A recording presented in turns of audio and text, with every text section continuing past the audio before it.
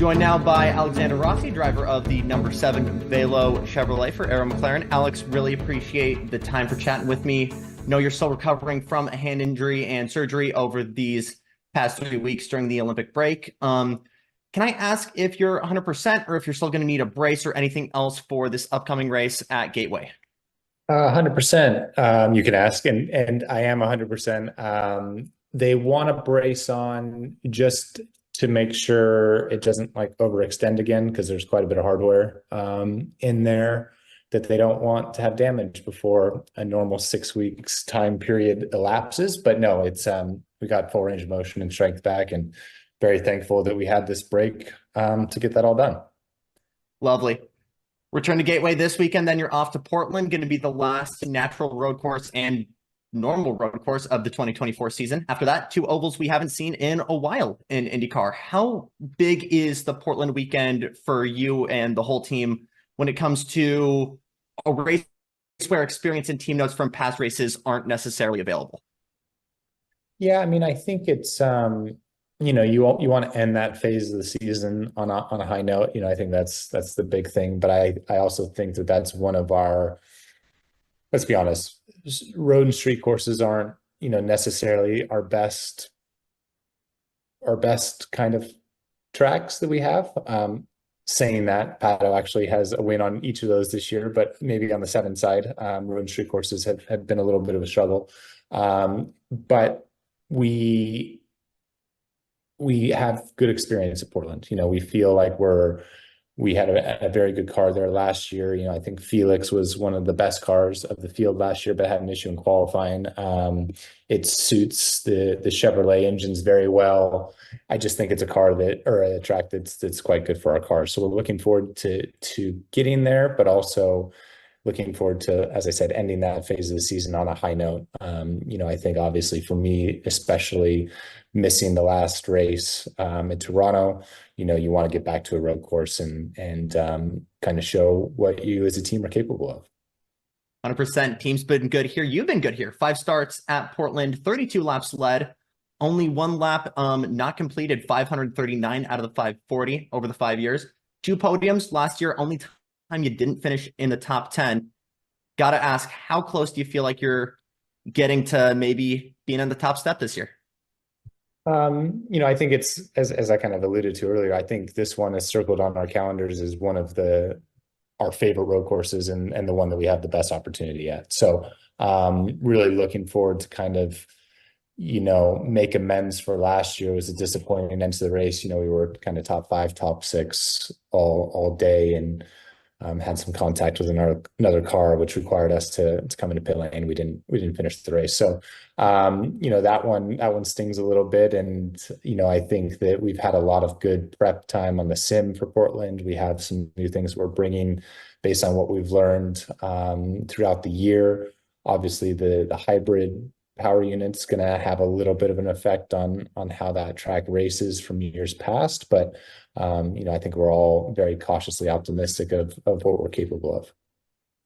Speaking of hybrids, it feels like every time I run into you, I somehow find a way to ask you about the hybrids. So I'm going to throw another one at you. First time I'm talking to you since that's been integrated at Mid-Ohio, but been racing with it for a little bit now. Obviously, I don't think it's had as much of an effect as some drivers thought initially, but have you had any adjustment to your driving style or your mental approach to races since this integration of the hybrids? No, it's been pretty seamless, actually, which is a credit to Chevy and Honda and INDYCAR and everyone involved in getting it to that point. It's not a game changer in any respect, in a good way or a bad way, which I guess is good. It gives you a little bit more to think about, over the lap, managing the energy and how you're regenerating and deploying that energy. But in terms of it affecting, the car balance or the driving style, it's been pretty invisible, which is great. And it actually is enjoyable. It gives you another tool to kind of play with and try and differentiate yourself from your competitors. I feel like overall the car itself has changed so much since you first came to the series in 2016. You came in with the rear pods and the UAKs, and now whole new aero kit added in the air screen a couple years back. Just how much do you feel like the car has evolved in your kind of tenure here at the IndyCar series? It's changed a lot. I'll be frank and say, it's all we've done each year is really put on weight. I will say that some of that is a necessary evil in terms of improving driver safety and things that needed to be done. But, I think certainly on the ovals, we've seen the the raceability of this package not be, what it should be or what we all believe it could be. And really, I think a lot of that comes down to just car weight. This car is 12 years old, and we've done nothing but add parts to it. So that's just what's going to happen. Not really a fault of anyone's. Some of the things, as I said, were very necessary. But at this point, you're putting one band-aid on top of another one. So one day we'll get a new car and that'll reset everything back to zero. New rookie, since Laguna Seca, Nolan Siegel in the third car. We know rookies are kind of taken under the veteran driver's wing, and with the 10 years, I feel like a lot of people have kind of put you in that role. You and Nolan work together that much, or is the whole Air McLaren team kind of different as it's part of the whole bigger McLaren team globally? No, we work very closely together.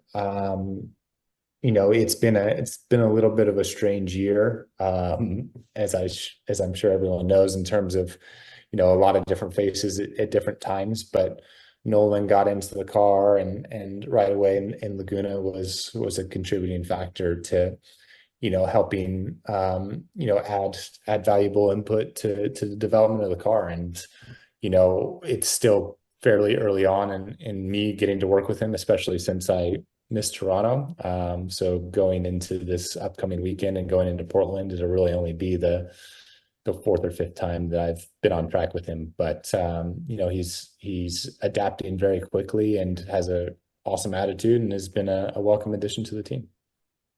Last question here, because you're also kind of entering into this silly season mode, and I'm sure you're going to get a million questions from a million other people about this weekend. So my question for you is, plenty of moves during the season, obviously, and we know more are coming.